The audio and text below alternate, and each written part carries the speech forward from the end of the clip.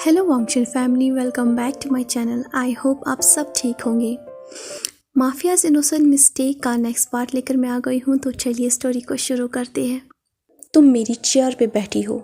ईबो की सांस की वजह से जैन की कान में फैनिंग होती है। जैन काफ़ी ज़्यादा एम्बेरस हो जाता है। तभी जैन को ख्याल आता है कि उसे बैठने से पहले परमिशन लेनी चाहिए थी। उसे ऐसे नहीं करना चाहिए थे जैसे कि उसे ये पूरा मेंशन खरीद लिया, ये उसी की जगह है।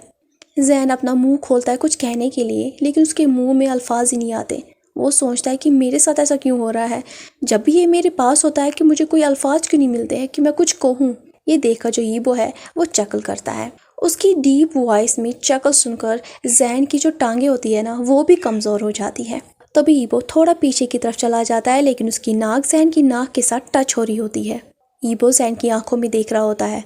ये देखकर जो जैन है वो काफ़ी ज़्यादा घबरा जाता है।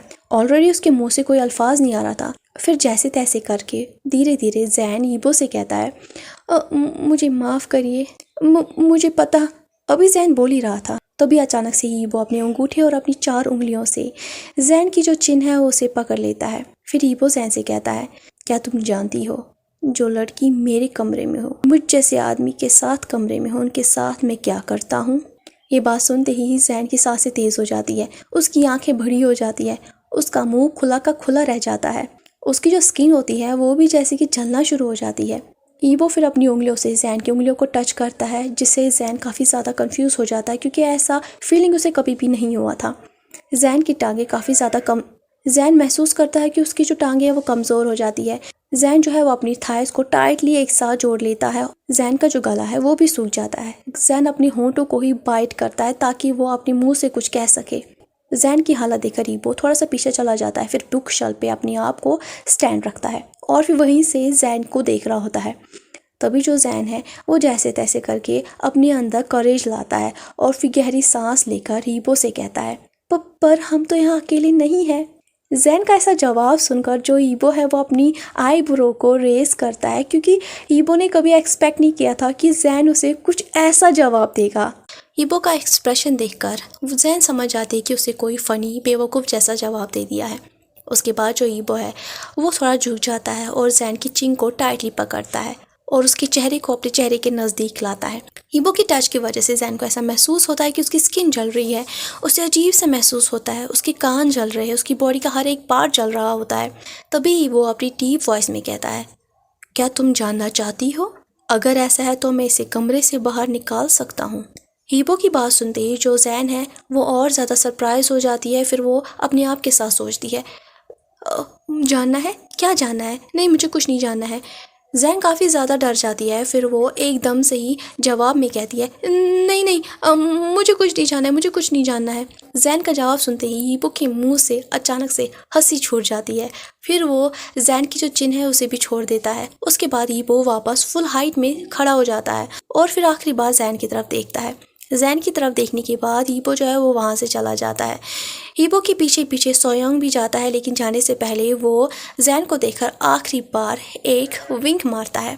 ईबो जैसे ही जा रहा होता है तभी जैन को समझ में नहीं आ रहा।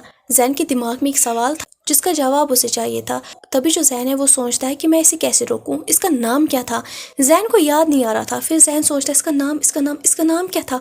तभी अचानक से जैन को इसका नाम याद आता है, तो वो जोर से चिल्लाकर उसको रोकता है और कहता है, बो।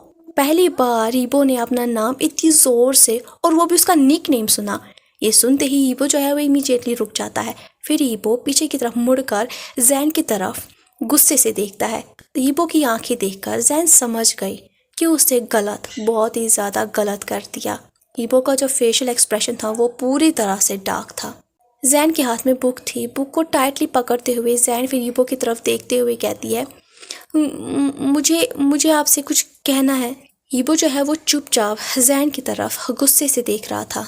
कुछ सेकंड्स के बाद ईबो फिर अपनी डीप वॉइस में जैन से कहता है, आज रात मेरे ऑफिस में। जैसे ही ईबो जैन से कहता है कि आज रात मेरे ऑफिस में, जैन चुपचाप अपना सर झुकाकर अपनी बुक की तरफ देखता है और फिर इंतज़ार करता है कि कब ईबो और सोयोंग वहाँ से चले जाएंगे। सोयोंग ये देखकर हंसना शुरू कर देता है और हंसते हुए जाने से पहले जैन से कहता है, गुड बाय जैन। ये सुनते ही जो जैन है वो अपना सर हल्का सा उठाकर सोयोंग की तरफ देखती है और सोचती है इसे मेरा नाम पता है लेकिन मुझे इसका नाम नहीं पता। फिर फाइनली जो जैन है वो सोयोंग की तरफ हल्का सा स्माइल देकर उसे बाय कहती है। उसके बाद जो यीबो है वो जेंटली अपना सर शेक करता है और फिर वहाँ से चला जाता है। जैसे ही वो वहाँ से चले जाते हैं फाइनली जो जैन है वो गहरी सांस लेती है। फिर जैन सोचती है पता नहीं यीबो में ऐसा क्या है कि मुझे उसे इतना ज़्यादा डर लगता है, इतना कि मुझे कभी कभी ऐसा लगता है कि मैं मर जाऊँगी। इसे देखकर नहीं लगता ये इतना बुरा होगा जितना मैं सोचती हूँ, लेकिन फिर भी मुझे समझ में नहीं आ रहा कि मैं क्यों उसको देखकर इतना डर जाती हूँ। यहाँ पर बहुत सारी चीज़ें हैं जो मुझे समझ में नहीं आ रही है। गॉश, मैं बाकियों की तरह नॉर्मल क्यों नहीं रह सकती हूँ और मैं बार बार एम्बेरस क्यों होती रहती हूँ और मैं हमेशा आधी मरी हुई क्यों होती हूँ, मैं कुछ बोल क्यों नहीं पाती, ये मेरे साथ क्या हो जाता है। कमरे में आने के बाद जो जैन है वो अपने बेड के ऊपर लेट जाती है और फिर वो अपने आप के साथ कहती है मैं यहाँ से जल्दी चली जाऊँगी, यहाँ पर रहना काफ़ी ज़्यादा मुश्किल है, मैं यहाँ पर काफ़ी ज़्यादा अनकम्फर्टेबल फील करती हूँ। जो कुछ भी अभी लाइब्रेरी में हुआ उससे तो बहुत ही ज़्यादा। तभी जो जैन है उसके कानों में यीबो की आवाज़ गूंजती है जो जैन से कह रही होती है तुम मेरी चेयर पे बैठी हो। दोबारा यीबो का ख्याल आता ही जो जैन है वो बेड पे उठकर बैठ जाता है और चिल्ला कर कहता है ओ गॉश डैम इट, पहले मुझे उससे परमिशन लेनी चाहिए थी, ये कितना एम्बैरेसिंग है। तभी जैन की नज़र दीवार पे टंगे हुए क्लॉक पे जाती है तो वो देखती है कि मिडनाइट हो चुका है। यीबो ने जैन से मिलने के लिए रात का वक्त तय किया था लेकिन एग्जैक्ट किस टाइम पे मिलना है वो नहीं कहा था। तो जो जैन है वो उठकर अपनी बालों को कॉम्ब करती है, फिर वो अपनी ड्रेस को ठीक कर देती है। उसके बाद फिर वो बेडरूम से चली जाती है। अभी वो सीढ़ियों से चढ़ी रही थी तभी अचानक से पीछे से एक डीप आवाज़ आती है जो कि जैन से कहती है हे स्वीटी। अचानक से आवाज़ सुनकर जैन जंप करता है और पीछे मुड़कर देखता है तो देखता है उसके पीछे एक आदमी खड़ा है जो कुछ देर पहले यीबो के साथ लाइब्रेरी में था। उसे देखने के बाद फिर जैन सोचता है कि ये लड़का कितना हैंडसम है, ये तो बिल्कुल यीबो जैसा ही है लेकिन यीबो से थोड़ा कम अट्रैक्टिव। इन दोनों को देखकर लगता है कि ये दोनों भाई है, क्या पता सच में ये भाई भी हो सकते हैं। लेकिन इसका ऑरा काफ़ी ज़्यादा फ्रेंडली है, इसकी पर्सनैलिटी भी काफ़ी ज़्यादा वार्म और इजी है, जबकि यीबो की पर्सनैलिटी ऐसी है जैसे कि उसको ऊपर वाले ने बर्फ़ से बनाया हो। फिर जैन अपने बालों को अपने कान के पीछे करके हल्का सा हाई बोल देती है। जैन काफ़ी ज़्यादा हेजिटेट होता है जब भी उसे किसी शख्स से बात करनी हो। ये उसके लिए नेचुरली था क्योंकि पूरी ज़िंदगी वो कमरे में ही बंद था। वो हमेशा अपने पेरेंट्स और लियो से ही बात करती रहती थी, उसके अलावा उसने कभी भी किसी स्ट्रेंजर से बात नहीं की है। तभी जो सोयोंग है वो अपने हाथ को आगे बढ़ाकर जैन से कहता है सोयोंग, मेरा नाम ली सोयोंग है। जैन जो है फिर वो अपना हाथ धीरे से आगे बढ़ाकर कहती है मेरा नाम जियांग जियोचैन है, सब मुझे जियोचैन कहते हैं। जैन की बात सुनकर जो सोयोंग है वो हल्का सा ग्रीनिंग करता है और फिर उसे कहता है मैं जानता हूँ। ये कहने के बाद जो सोयोंग है वो कुछ देर के लिए पॉज लेता है और कुछ सोचने लग जाता है। उसके बाद फिर वो दोबारा कहता है वेल, जबकि हम दोनों एक दूसरे से इंट्रोडक्शन कर ही रहे हैं, एक हफ्ते पहले मैं एग्जैक्टली तुम्हें नहीं जानता था। तभी जवाब में जैन उससे कहती है एक हफ्ते पहले तो मैं भी तुम्हें एग्जैक्टली नहीं जानती थी। ये कहते हुए जैन जो है वो अपने कंधों को श्रगिंग करती है। ये बात सुनते ही सोयोंग हंसने लगता है। उसे जियोचैन की बात कुछ अजीब सी और डिफरेंट सी लगी। फिर वो अपने आप को पास के दीवार के साथ लीन कर देता है और अपने हाथों को अपनी पॉकेट के अंदर डाल देता है। उसके बाद फिर वो जियोचैन को ऊपर से नीचे तक देखता है।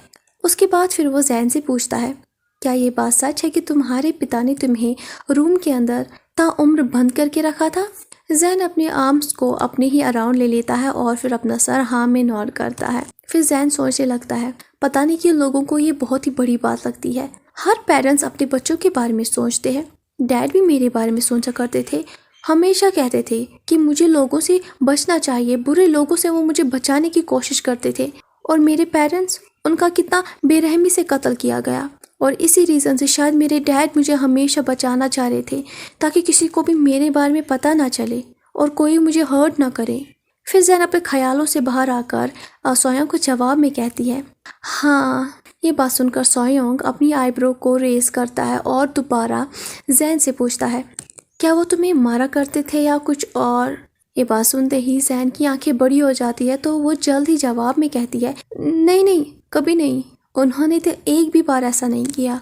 सोयोंग की बात सुनकर जैन का दिल जैसे टूट जाता है। वो काफ़ी ज़्यादा उदास हो जाता है अपनी पेरेंट्स की मौत के बारे में याद करके। फिर वो उदास होकर कहता है, मेरे डैड मुझसे बहुत ज़्यादा प्यार करते थे, वो मुझसे बहुत ही ज़्यादा प्यार करते थे। उन्होंने मुझे कभी भी तकलीफ़ नहीं दी, वो तो बस मुझे दूसरों से बचाना चाहते थे। तभी सोयोंग कहता है, क्या तुम्हारी मॉम ने कभी तुम्हारे डैड से कहा नहीं कि तुम्हारे डैड गलत कर रहे हैं? वो काफ़ी क्रिपी वे इस्तेमाल कर रहे हैं तुम्हें प्रोटेक्ट करने के लिए। सोयोंग के अल्फाज सुनते ही जैन काफ़ी ज़्यादा इरिटेट हो जाती है। फिर वो सोयोंग से कहती है, क्या तुमने मेरे डैड को क्रिपी कहा? जैन की बात सुनकर सोयोंग कहता है, साइकोपैथ। हमारे अंडरवर्ल्ड की दुनिया में साइकोपैथ को क्रिपी कहते हैं। अंडरवर्ल्ड का नाम सुनते ही जैन फ्रोनिंग करती है। फिर वो सोयोंग से पूछती है, ये अंडरवर्ल्ड क्या होता है? जैन की बात सुनकर जो सोयोंग होता है उसका एक्सप्रेशन ही चेंज हो जाता है। वो शॉक हो जाता है। वो सीधे खड़े हो जाता और फिर सीढ़ियों के कुछ स्टेयर्स चढ़कर जैन के नज़दीक आकर उससे कहता है, तुमने अभी क्या कहा? क्या तुम्हें नहीं पता अंडरवर्ल्ड होता क्या है? सच में क्या तुम्हें नहीं पता माफिया किसे कहते हैं? जैन जो है वो अपना सर ना में शेक करके कहता है, नहीं, मुझे कभी किसी ने नहीं कहा इस चीज़ के बारे में। सोयोंग के होठों पर स्माइल आ जाती है और वह हल्का सा हंसता है और फिर जैन से पूछता है, अच्छा तो ये बताओ तुम्हारे डैड ने तुमसे क्या कहा? वो काम क्या करते हैं? तो जवाब में जैन कहती है, वो तो एक बिजनेसमैन है, जो कि मैंने पहले ही बोला है और मैं सच कह रही हूँ। जैन की बात सुनते ही जो सोयोंग है वो जैन के अल्फाजों को रिपीट करके कहता है, बिजनेसमैन। ये कहते ही सोयोंग जोर जोर से हंसता है। ये देखकर जैन थोड़ा अजीब सा महसूस करता है कि इसे भरोसा क्यों नहीं हो रहा है कि मेरे डैड बिजनेसमैन थे। तभी सोयोंग उसे कहता है, ओह बेचारी। ये देखकर जैन अपने आर्म्स को अपनी चेस्ट के ऊपर क्रॉस कर देता है और फिर सोयोंग से कहता है, तुम ऐसा बिहेव क्यों कर रहे हो जैसे कि मैं एक स्टूपिड पर्सन हूँ? माना कि मुझे बहुत सारी चीज़ों के बारे में नहीं पता, लेकिन मैं काफ़ी फास्ट लर्नर हूँ। जिस हिसाब से सोयोंग उसे बात कर रहा था, जैन को ऐसा महसूस हो रहा था कि उसे कुछ भी नहीं पता। यह उसकी गलती नहीं थी कि उसे बंद किया गया था, उसे बाकी की चीज़ों से अलग किया गया था। उसे जो दुनिया दिखाई गई थी वो तो बस बुक्स, मूवीज़ और डॉक्यूमेंट्री के हिसाब से ही थी, जो कि उसके फादर उसे दिखाया करते थे। उससे ज़्यादा उसे कुछ भी नहीं पता। फिर जो सोयोंग होता है वो अपनी हंसी को रोकता है। अपने अंगूठे को अपने लिप्स के ऊपर डालकर सोयोंग फिर जैन के चेस्ट की तरफ पहले देखता है। उसके बाद फिर वो उसकी टांगों की तरफ देखता है, जो कि काफ़ी ज़्यादा सेक्सी होती है। फिर जो सोयोंग है वो जैन के नज़दीक आता है। जैन जो है वो अपनी ही जगह पर जैसे जम सा जाता है। अगर बात ईबो की होती तो जो जैन है वो काफ़ी ज़्यादा अट्रैक्ट हो जाती, लेकिन यहाँ पर सोयोंग था जिसका कोई भी असर जैन के ऊपर नहीं हो रहा था। जैन को कोई डर नहीं लग रहा था और ना ही जैन नर्वस हो रही थी। तभी जो सोयोंग है वो फ्रोनिंग करता है और उससे पूछता है, क्या तुम्हें मुझसे डर लग रहा है? तो जो जैन है वो अपना सर ना में हिलाकर उसे कहती है, नहीं, बिल्कुल भी नहीं, ज़रा सा भी नहीं। सोयोंग हल्का सा चैकल करता है। फिर धीरे धीरे सोयोंग का जो चेहरा है वो काफ़ी ज़्यादा डेंजरस हो जाता है, जैसे कि वो जैन को अभी कच्चा खा जाएगा। जैन का जो कॉन्फिडेंस होता है वो धीरे धीरे कम हो जाता है, लेकिन जैन जो है वो अपनी जगह पर ही खड़ा रहता है। उसकी मॉम ने उसे कभी भी नहीं सिखाया था वो किसी से भी डरे। तभी सोयोंग जैन के नज़दीक आकर उसे कहता है, अब तो तुम्हें मुझसे डरना चाहिए। शायद मैं वही मॉन्स्टर हूँ जिसके बारे में तुम्हारे फादर तुम्हें कहा करते थे। सोयोंग की आवाज़ भी चेंज हो जाती है। उसके लुक से ऐसा लगता है कि वो जैसे कोई दूसरा शख्स हो। जवाब में जो जैन है वो उसे कहती है, लेकिन तुम तो मॉन्स्टर जैसे नहीं लगते हो। जैन को पता है कि वो आग के साथ खेल रही है और ये उसके लिए काफ़ी ज़्यादा डेंजरस भी हो सकता है। उसकी जान भी जा सकती है जिस तरह उसके पेरेंट्स की जान चली गई। उसका भी मर्डर हो सकता है, लेकिन जो जैन है वो बिल्कुल भी नहीं डरेगा। अगर उसके साथ कुछ भी हुआ तो वो भागते हुए ईबो के पास चली जाएगी। सोयोंग फिर जैन से कहता है, क्या तुम्हारे डैड ने तुम्हें ये नहीं कहा कि लोगों के चेहरे के ऊपर नहीं जाना चाहिए? लोगों का चेहरा बनावटी होता है, वो दूसरों को भटकाने के लिए ही होता है। जैन फिर फाइनली अपने कदमों को पीछे की तरफ लेकर चली जाती है और फिर उसे पूछती है, क्या तुम मुझे डराने की कोशिश कर रहे हो? सोयोंग फिर उसे कहता है, शायद। तो जैन उसे कहती है, अगर ऐसा है तो मैं तुम्हें कह दूँ, ये मुझ पे काम नहीं करेगा। फिर फाइनली सोयांग जैन से थोड़ा दूर हो जाता है और उन दोनों के बीच की जो टेंशन होती है वो कम हो जाती है और सब कुछ दोबारा पहले जैसा ही हो जाता है। सोयांग का चेहरा जो थोड़ी देर पहले डेमोन जैसा हो गया था अब वो भी नॉर्मल हो जाता है। फिर सोयांग जैन से कहता है तुम्हें इस दुनिया के बारे में बहुत कुछ सीखना है, ठीक है स्वीटी। फिर जैन अपनी नाक को थोड़ा हवा में ऊपर की तरफ करता है और फिर उसे कहता है मैं जानती हूँ और मैंने तुमसे कहा ना कि मैं फास्ट लर्नर हूँ। जैन की बात सुनने के बाद सोयांग अपनी आईब्रो को विंकिंग करता है और फिर वो दोबारा जैन से कहता है क्या तुम्हारे पेरेंट्स ने तुम्हें बताया है बर्ड्स और बीज के बारे में। ये बात सुनकर जो जैन है वो अपना सर हल्का सा हिलाता है लेकिन वो मन ही में सोच रहा होता है ये है क्या। तो भी जो सोयांग है वो उससे कहता है मैं सेक्स के बारे में कह रहा हूँ। जवाब में जो जैन है वो उसे कहता है अच्छा तो तुम्हारा कहने का मतलब है जेंडर। ये बात सुनते ही सोयांग की आंखें बड़ी हो जाती है। वो हैरान होकर जैन की तरफ देख रहा होता है। तभी वो अचानक से ज़ोर ज़ोर से हंसना शुरू कर देता है और हंसते हुए उससे कहता है तुम कितने साल की हो। सोयांग की ऐसी हरकत देखकर जो जैन है वो अपने दांतों को ग्रिटिंग करता है। उसे काफ़ी ज़्यादा अजीब सा महसूस होता है। वो काफ़ी ज़्यादा एम्बेरस फील करती है। फिर वो एम्बेरस होकर कहती है मैं 18 साल की हूँ। सोयांग कुछ और कह पाता उसका फ़ोन रिंगिंग करना शुरू कर देता है। तो सोयांग जो है वो अपने फ़ोन को अपनी जेब से बाहर निकाल कर फ़ोन की तरफ देखता है। फिर वो जैन की तरफ देखने के बाद उसे विंकेट करता है और उसे कहता है तुम्हारे साथ बात करते हुए मुझे काफ़ी अच्छा लगा स्वीटी। ये कहने के बाद सोयांग दूसरे रूम में चला जाता है। सोयांग के जाने के बाद जो जैन है वो गहरी सांस लेती है और सोचती है हाँ फाइनली यहाँ से चला गया।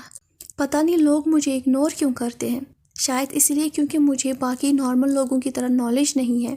लेकिन मैं क्या करती, मैं हर एक बार डैड की माना करती थी। मेरे पास कोई दूसरा चॉइस ही नहीं था और ना ही मेरे पास कोई दूसरा शख्स था या मैं किसी से पूछ पाती।